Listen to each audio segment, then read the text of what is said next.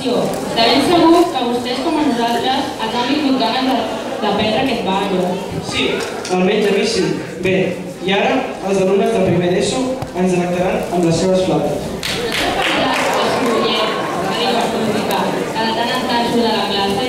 Aquest dia sí, dia també ens hem acostumat a sentir. Sí, a això em refereixo. Bé, en realitat, a la selecció musical que ens han preparat els nostres companys de primer d'ESO i amb la qual ens ho passarem molt bé. Alumnes de primer d'ESO i les seves flautes.